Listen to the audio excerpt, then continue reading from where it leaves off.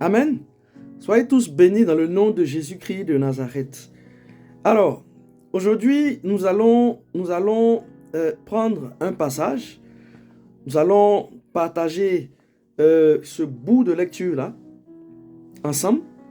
Et ce bout de lecture va venir encore nous éclairer, nous apporter un plus quant à notre compréhension de tous les effets positifs de la lecture de la parole. Ce passage-là va venir nous donner encore quelque chose. Il va venir nous parler d'autres éléments, nous expliquer encore pourquoi il est bon de revenir à la lecture de la parole. Pourquoi il est bon de lire la Bible. Pourquoi il est bon de faire de cette lecture-là une habitude quotidienne, une habitude de vie. Pourquoi il est bon de faire de cette lecture-là une routine. Pourquoi il est bon de faire de cette lecture-là l'une de nos priorités de tous les jours. Amen. Comme manger. Voyez un peu, manger nous est indispensable. Amen. Manger nous est indispensable. Parce que sur le point de vue physique, c'est de la nourriture que nous tirons tout ce dont nous avons besoin pour l'équilibre de notre santé, par exemple. Amen. Nous tirons de cette nourriture-là, du point de vue physique, tout ce qu'il nous faut pour être en bonne santé. Amen. Nous tirons de cette nourriture-là tout ce qu'il nous faut, du point de vue physique, pour assurer notre équilibre vital. De la nourriture, nous allons tirer quoi? Les nutriments essentiels au bon fonctionnement de notre organisme. Nous allons tirer quoi? Les vitamines nécessaires à tout ce dont vous pouvez penser qui rentre dans le fonctionnement de notre organisme. Qui fait que physiquement, nous sommes en bonne santé. Amen. Même si des fois, la nourriture aussi est source de problèmes, est source de maladies. Mais ce n'est pas de ça que je veux parler aujourd'hui. Je suis en train de parler de la nourriture comme quelque chose de vital pour nous. Amen. Donc, de la même manière que la nourriture est quelque chose de vital pour nous, faisons une comparaison et disons-nous que si nous prenons la lecture de la parole, par exemple comme la nourriture qui est vitale pour nous, donc quand on va considérer que la lecture de la parole, que la parole est vitale pour nous, elle est essentielle pour nous, on va donc prendre cette lecture-là comme priorité quotidienne pour nous. Ça va rentrer dans ce qu'il y a d'important à faire pour nous chaque jour. Ça va rentrer dans ce que nous avons d'important à faire chaque jour. Amen. Donc, quand nous allons mettre la lecture de la parole en priorité, ça va devenir pour nous comme quelque chose d'important. Ça va devenir pour nous comme quelque chose de routinier. Amen. On va se dire non, je dois le faire chaque jour. Je dois le faire chaque jour. Alors, lorsqu'on va commencer à se mettre dans notre tête que nous devons lire la Bible chaque jour, il y aura des bénéfices pour nous. Il y aura des bénéfices pour nous. Il y aura des effets positifs. Amen. Et dans les publications passées, on a eu la chance comme ça, par la grâce de Dieu, de toucher à quelques aspects, à quelques éléments. Amen. Alors, aujourd'hui, Dieu me donne encore un autre élément qui vient s'ajouter aux éléments là qu'on avait vus, qui vient s'ajouter à ceux dont nous avons parlé dans les publications passées, qui concernaient le pourquoi revenir à la lecture de la parole, qui concernait pourquoi il est bon de lire la Bible. Amen. Donc, ce passage-là que nous allons lire, c'est le psaume 1. Et vous allez voir ce que le psaume 1 dit qu'il se passe lorsque nous lisons la Bible. Vous allez voir, merci Seigneur, vous allez voir ce que le psaume 1 dit de celui qui lit la Bible quotidiennement. Vous allez voir ce que le psaume 1, qui n'est autre que la parole de Dieu, dit qu'il arrive à celui qui lit la Bible quotidiennement, qui fait de la lecture de la parole l'une de ses priorités. Amen. Donc, on va voir encore davantage ce que Dieu lui-même dit au sujet de la lecture de la parole. Amen. Et ce qu'on va partager là, aujourd'hui, s'ajoute, ou si tu veux, complète encore ce qu'on a vu précédemment, ce dont on a parlé dans les publications passées. Alors, je vais lire une première version, et cette version-là, elle est celle du semeur. Cette version-là, elle est celle de la Bible du semeur. Amen. Donc, c'est le psaume 1.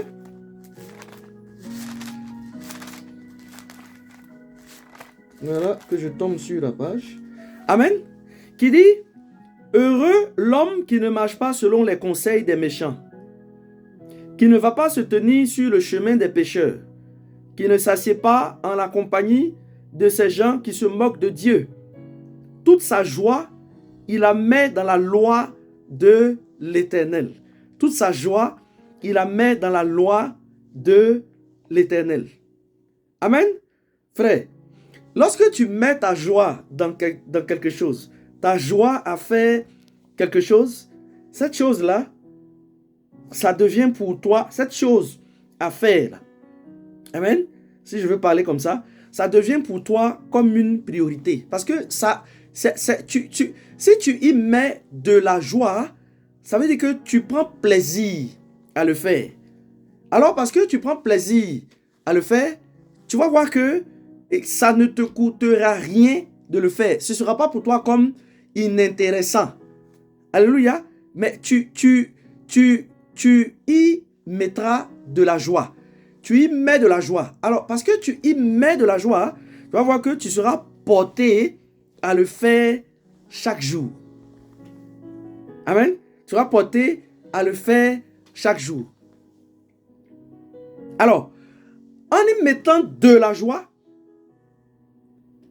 certainement, ce que tu seras en train de faire là, tu vas en tirer quelque chose. Tu vas en tirer quelque chose.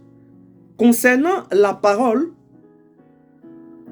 ce psaume 1 là, nous dit, toute sa joie, il la met dans la loi de l'Éternel. Amen. Qu'il médite jour et nuit. C'est-à-dire que tu as envie, tu es joyeux. Hein?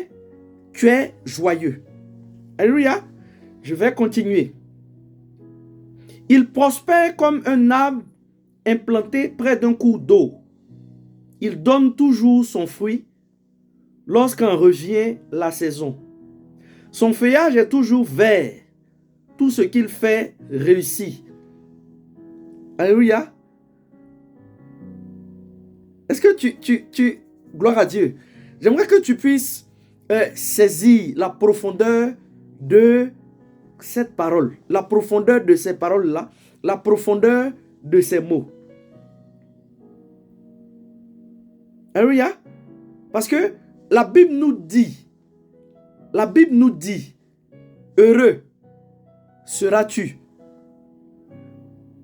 lorsque tu vas mettre toute ta joie dans la loi de l'Éternel. Amen. Et que tu vas la méditer jour et nuit. Ça fera que tu vas prospérer comme un arbre qui est implanté près d'un cours d'eau.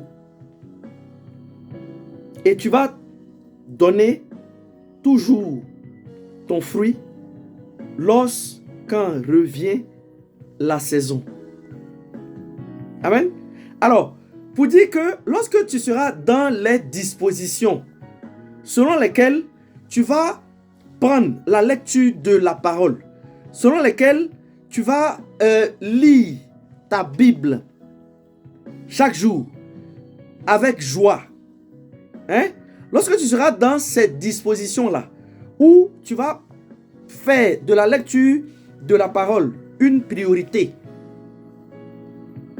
Parce que si tu y mets de la joie, alors ça deviendra aussi pour toi comme une priorité. Quelque chose que tu seras en train de faire de façon naturelle. Quelque chose que tu feras de façon naturelle. Ça ne sera plus comme un fardeau ou comme trop de travail. Comme l'ennemi avait voulu te faire croire. Ou comme l'ennemi aurait voulu te faire croire. Alléluia.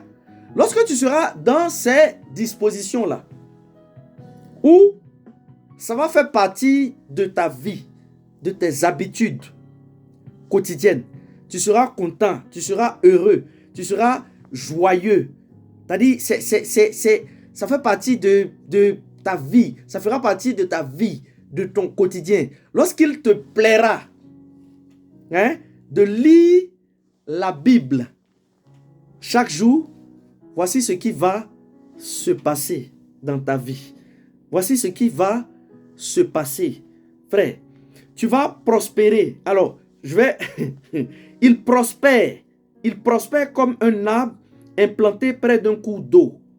Il donne toujours son fruit lorsqu'en revient la saison. Son feuillage est toujours vert. Tout ce qu'il fait réussit. Je reprends. Heureux l'homme qui ne marche pas selon les conseils des méchants, qui ne va pas se tenir sur le chemin des pécheurs, qui ne s'assied pas en la compagnie de ces gens qui se moquent de Dieu. Toute sa joie, il la met dans la loi de l'Éternel. Dans joie aussi, ainsi me parle l'Éternel, il y a l'énergie. C'est-à-dire que tu mets tout ton être dans la lecture de la parole. Heureux seras-tu. Heureux seras-tu. Amen. Heureux seras-tu lorsque tu mettras toute ta joie dans la lecture de la parole, et que par conséquent, tu la méditeras jour et nuit. Tu seras prospère comme un arbre implanté près d'un cours d'eau. Tu donneras ton fruit lorsqu'en revient la saison et ton feuillage sera toujours vert. Tout ce que tu feras te réussira. Alors, j'ai paraphrasé un peu pour que nous puissions comprendre.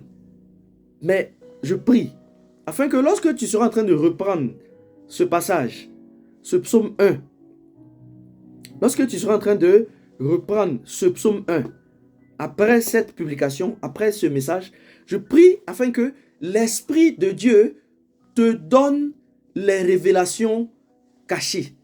Que l'Esprit de Dieu te donne le message profond. Amen. Le message profond. Pour que tu saisisses l'essentiel.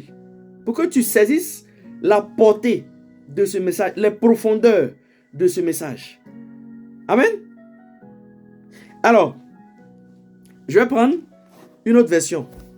Et cette version-là, qu'on va lire maintenant, elle est celle de la Bible Louis II. Alors, nous nous sommes arrêtés au verset 3. Alléluia. Nous sommes arrêtés au verset 3. Amen. Parce que c'est le psaume 1, à partir du verset 1 jusqu'au psaume 3 qui nous intéresse ici. Alléluia. Voilà, c'est cette partie-là que le Seigneur m'a donnée. C'est de ça qu'il m'a parlé. Amen. Alors, donc, prenons la Bible Louis II. Maintenant, donc, psaume 1, version Louis II. Ok. Donc, qui dit le titre d'abord, parce que c'est un titre qui est évocateur. Donc, ce titre-là, dans la version du semeur, dit « La loi de l'Éternel, source du bonheur ». Amen. La loi de l'Éternel, source du bonheur. Merci Seigneur. La loi de l'Éternel, source du bonheur. Déjà ici, là, on comprend pourquoi il est important de revenir à la parole. Pourquoi c'est bon de lire notre Bible quotidiennement. Parce que la Bible nous dit la loi de l'Éternel, source du bonheur. Et si je continue dans une autre version, celle de Louis II, le titre ici nous dit la loi de l'Éternel, source du bonheur. Voyez un peu, c'est le même titre pour ce psaume 1. Mais on va prendre la version de ce psaume-là en Louis II. Et cette version-là nous dit « Heureux l'homme qui ne marche pas selon le conseil des méchants, qui ne s'arrête pas sur la voie des pécheurs et qui ne s'assied pas en compagnie des moqueurs, mais qui trouve son plaisir dans la loi de l'Éternel et qui la médite jour et nuit. » Voyez un peu? C'est pourquoi je vous ai parlé de plaisir. Je vous ai dit qui prend plaisir. Quand la version du semeur disait toute sa joie, il la met dans la lecture de la parole. Et j'ai dit, lorsque tu mets ta joie dans quelque chose, c'est que tu y prends plaisir. Tu aimes faire ça. Amen. Alors, lorsque tu vas aimer, lis ta Bible quotidiennement. Lorsque tu vas faire de la lecture de ta Bible une priorité, on continue avec la version de Louis II qui dit, je reprends un peu, mais qui trouve son plaisir dans la loi de l'Éternel et qui la médite jour et nuit. Et qui la médite jour et nuit. Amen. Alors, si on part du psaume 1 ici, ça veut dire, au lieu d'accorder priorité à d'autres choses dans ta vie de tous les jours, lorsque tu vas plutôt trouver ton plaisir dans la loi de l'Éternel, dans la lecture de la parole. Hein? Merci Seigneur, gloire à Dieu. Hein? Ça veut aussi dire que au lieu de trouver ton plaisir dans d'autres choses, quotidiennement, dans les choses de ce monde, hein? Ce que tu fais chaque jour là, et que tu aimes, au lieu de trouver du plaisir dedans, hein, tu ferais mieux de trouver du plaisir dans la loi de l'Éternel, dans la lecture de la parole. Parce que lorsque tu vas trouver ton plaisir dans la loi de l'Éternel, au lieu de trouver ton plaisir dans d'autres choses, et que tu vas méditer cette parole-là jour et nuit. Jour et nuit ici, ça veut dire que tu es régulier. Ça devient une routine, une habitude de vie. Amen. Tu seras comme un arbre planté près d'un courant d'eau. Donc la version Louis II nous dit, il est comme un arbre planté près d'un courant d'eau qui donne son fruit en sa saison et dont le feuillage ne se flétrit point. Tout ce qu'il fait, lui, réussit. Alléluia. Heureux l'homme qui ne marche pas selon le conseil des méchants, qui ne s'arrête pas sur la voie des pécheurs et qui ne s'assied pas en compagnie des moqueurs, mais qui trouve son plaisir dans la loi de l'Éternel et qui la médite jour et nuit. Il est comme un arbre planté près d'un courant d'eau qui donne son fruit en sa saison et dont le feuillage ne se flétrit point. Tout ce qu'il fait, lui, réussit. Amen. Frère, cette parole-là, elle est tellement riche. Ce passage-là, il est tellement riche. Ce passage-là, il est source de bénédiction pour toi. Il est source de bénédiction pour moi. Je veux que, entre autres, j'aimerais que, entre autres révélations, tu puisses garder, avoir dans ton esprit l'image d'un arbre qui est planté près d'une source d'eau. Qu'est-ce qui se passe? L'arbre étant planté près de la source d'eau, tu vas voir que le feuillage de l'arbre, à cause de l'eau, qui est indispensable à la survie et à l'évolution de la plante, le feuillage de l'arbre sera toujours vert. Le feuillage de l'arbre sera toujours vert. Amen. Alors, lorsque tu vas faire de la parole de Dieu, de la lecture de la parole, ton plaisir quotidien, frère, ce qui va se passer, c'est que ta vie, là, ta vie, la couleur de ta vie, ce sera comme la couleur du feuillage de ce arbre-là. Amen. Parce que quand le feuillage de l'arbre est vert, ça veut dire que ça pousse bien. L'arbre est bien entretenu. L'arbre se présente bien. Frère, tout ce à quoi tu peux penser. C'est-à-dire que ta vie va ressembler à ce arbre-là. Tu comprends? Ce arbre-là, le feuillage de ce arbre-là ne va pas, si tu veux, être comme des feuilles mortes. C'est ce que ce verbe-là nous dit ici. Dont le feuillage ne se flétrit point. Amen. C'est-à-dire que ta vie ne va jamais flétrir. Alléluia. Quand les gens vont te voir comme ça, c'est comme si tu seras tout le temps resplendissant. Je ne te parle pas seulement de l'aspect physique, hein, de l'apparence physique. Ce n'est pas de ça que je suis en train de te parler. Mais, ça dit que ce que toi-même tu n'imagines pas, ce que toi-même tu ne sauras pas, ben, quand les autres vont te voir comme ça, ces autres-là verront ça. C'est-à-dire, Dieu va leur donner de pouvoir voir cela. Ces autres-là vont te voir comme un arbre qui a son feuillage qui est tout le temps vert. Amen. Qui est tout le temps vert. C'est-à-dire que tu es sans cesse renouvelé. Tu es sans cesse renouvelé. Tu es maintenu en équilibre. Amen. Tu es maintenu en équilibre. Il n'y a pas... rien de mort ne paraîtra quand les autres te verront. Rien du tout. Mais lorsqu'ils te verront, frère, ils verront quelque chose de vivant. Amen. Quelque chose de vivant. Quelque chose d'excellent. Quelque chose de renouvelé. Alléluia. Quelque chose de beau. Quelque chose de différent. Amen. C'est ce qui va se passer. Parce que tu auras été